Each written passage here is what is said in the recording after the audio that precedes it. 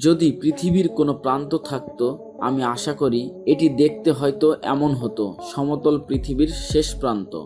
আপনারা হয়তো এর আগে অনেকবার সমতল পৃথিবী সম্পর্কে আলোচনা শুনেছেন, কিন্তু এটা নিয়ে অনেক মনোমুগ্ধকর কল্পনাও রয়েছে। একটি সমতল পৃথিবীর প্রান্তে সূর্যগ্রহণ, তীর্যক-ভাবে বেড়ে ওঠা গাছপালাগুলো, বরফের বিশাল প্রাচীর, যেটি অবশ্যই নাসা দ্বারা সুরক্ষিত। সমতল পৃথিবীর সমর্থকদের কল্পনা শক্তি সত্যিই দুর্দান্ত, কিন্তু ধরুন যদি তাদের দাবিগুলো সত্যি হতো, পৃথিবী কিভাবে মহাকাশে টিকে থাকতো? পৃথিবী কি সূর্যের চারপাশে ঘুরতো, নাকি সূর্য পৃথিবীর চারপাশে? এবং কেন আপনি কখনোই পৃথিবীর প্রান্তে হাঁটতে চাইতেন না?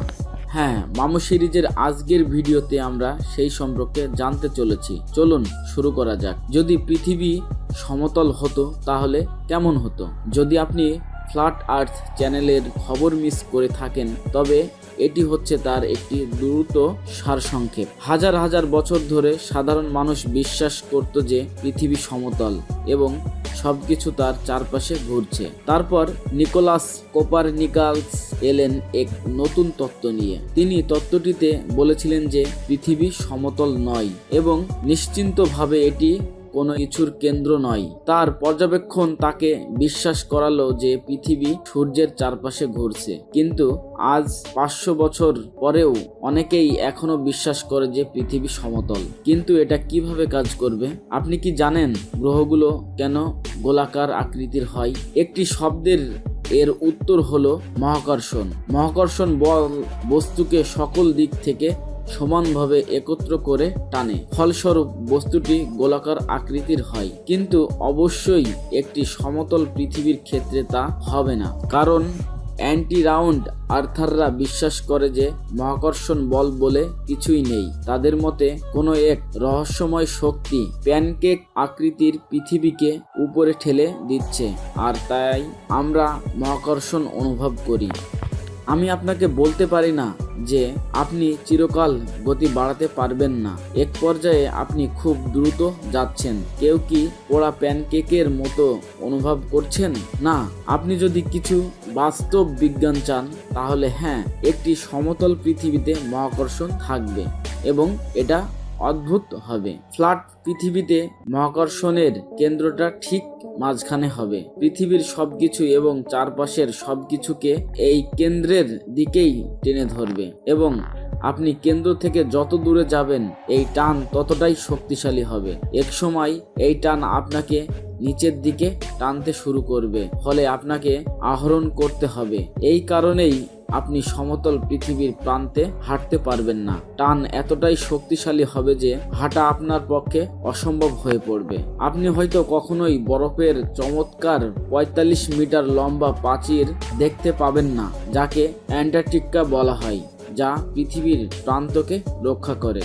এবং আপনি সমতল পৃথিবীর বিপরীত পৃষ্ঠে কি আছে তা কখনোই জানতে পারবেন না, তবে অন্তত আপনি সেখান থেকে পড়ে যাবেন না।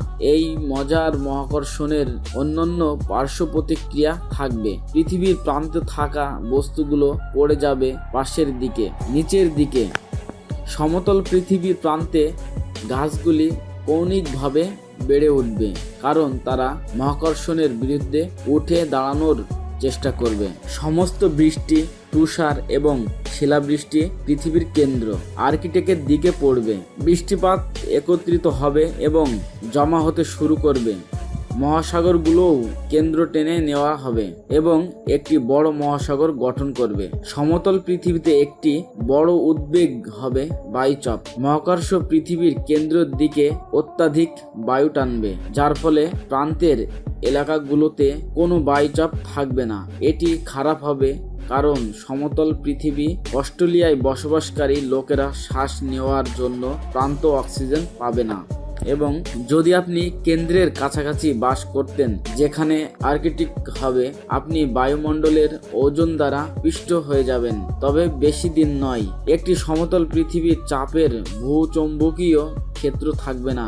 এই ক্ষেত্রটি পৃথিবীর কেন্দ্রের গতিবিধি দ্বারা উৎপন্ন হয়, কিন্তু একটি সমতল পৃথিবীর ক্ষেত্রে এটি থাকবে না। আমাদের বায়ুমণ্ডলকে ধরে রাখার জন্যও কিছু থাকবে না এবং অবশেষে এটি মহাকাশের ছড়িয়ে পড়বে, যার ফলে আমরা সৌরবিকিরণের সংস্পর্শে আসব, যা ক্যান্সার সৃষ্টি করবে এবং আমাদের ডিএনএকে ক্ষতিগ্রস্ত করবে এবং আমাদের গ্রহের কোথাও শ্বাস প্রশ্বাসের বাতাস থাকবে না। তাহলে আশা করি আপনি একটি জীবন সহায়ক ব্যবস্থা খুঁজে পাবেন। এখন চলুন সেই প্রশ্নগুলোতে আসি যেগুলোর জন্য আমরা সবাই অপেক্ষা করছিলাম। কক্ষপথে কি হবে এই ব্যবস্থায়? একটি দিন এবং রাত চক্র হবে অথবা টাইম জোন। প্রত্যেক সমতল পৃথিবীতে বিশ্বাসীরা জানেন যে সূর্য একটি প্যানকেকের আকৃতির পৃথিবীর চারপাশে আবৃতকার চক্র দেয় এবং চাঁদও তাই করে। এরা উভয় প্রায় 50 কিলোমিটার 31 মাইল ব্যাস বিশিষ্ট এবং বিশাল স্পটলাইটের মতো কাজ করে। কিন্তু আসুন সঠিক বিজ্ঞানীদের দিকে আসি। যদি সূর্য একটি স্পটলাইটের মতো কাজ করে তাহলে আপনি পৃথিবীর সর্বত্রই এটি দেখতে পেতেন, এমনকি যদি এটি সরাসরি আপনার উপর আলোকপাত না করত তবুও এটি সেই এলিয়েন অপহরণের দৃশ্যের মতো দেখাবে। আমি ভাবছি তারা কোথা থেকে এই ধারণা পেয়েছে।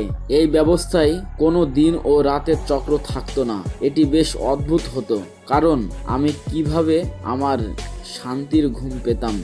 ঠিক আছে, আমি জানি কিভাবে এটি ঠিক করতে হবে। হ্যাঁ, এবার ঠিক আছে।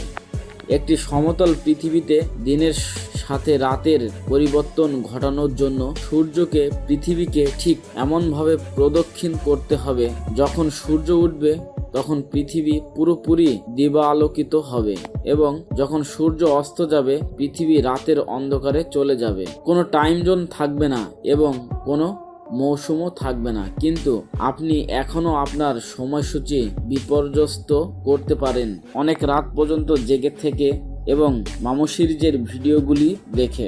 এভাবে ভেবে দেখুন, যদি সূর্য তার বিশাল আকার বজায় রাখত তাহলে একটি সমতল পৃথিবী চারপাশে ঘোরার সময় এটি হয়তো পুরো গ্রহকে পুড়িয়ে ফেলত।